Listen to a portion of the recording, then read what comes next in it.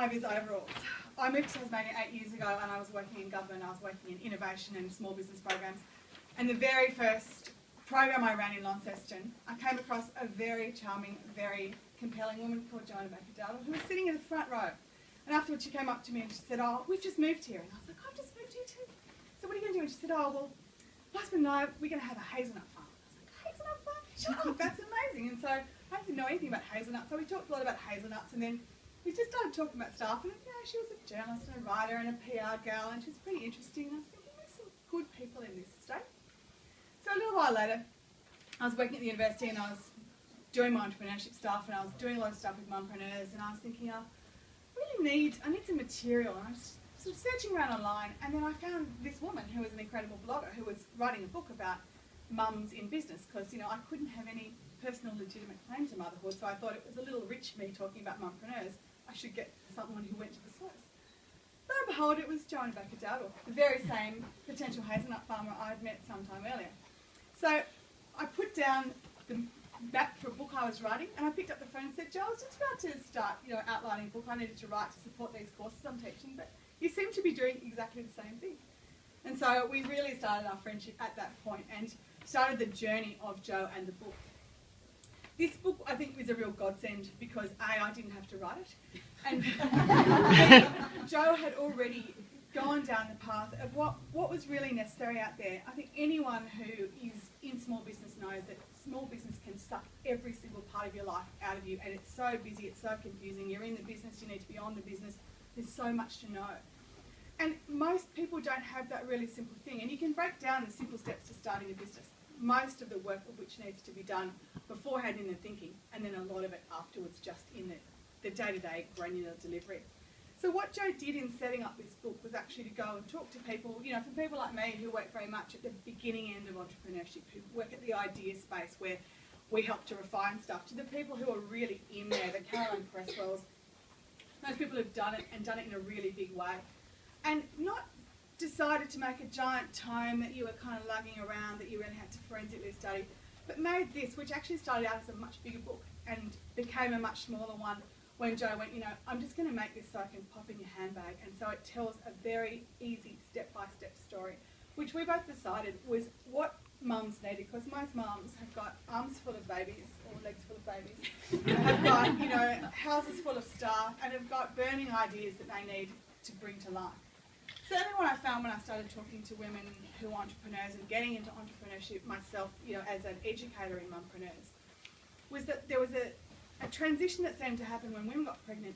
Often women who were working who suddenly knew that they had this period of time, which might be mat leave, which might be the early stages of having a baby, where you were kind of hands-on but you'd had a fair bit of time and often some money coming in through maternity leave or whatever it was, that they kind of had this window of opportunity to say, I'm going to do the thing I've always wanted to do. And whether there's a rush of sort of entrepreneurial hormones that no one's actually ever mapped yet, but whatever it was, I often saw it in the period leading up to birth and the period directly sort of in the year after birth.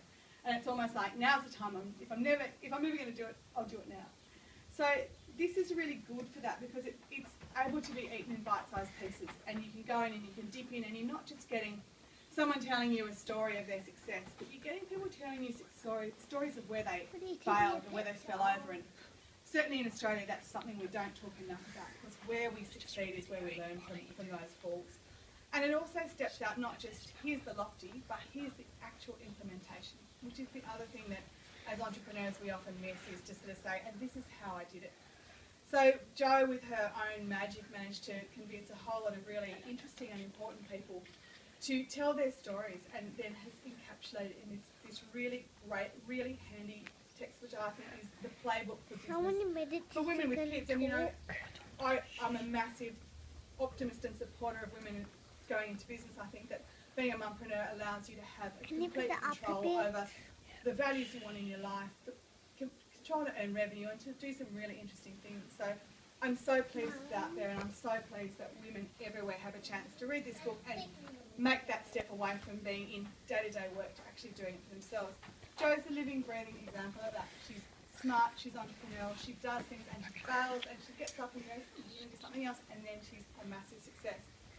This book also talks about that journey of being a writer. which is kind of entrepreneurial in itself in Australia, trying to get published, trying to get out there in, this enormous amount of people who are vying for market.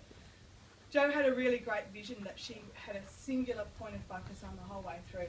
And when she got to the point, and certainly I was involved in some of the discussions with publishers that Jo had, because we were originally going to use this as a text to take out when we were training out in the world.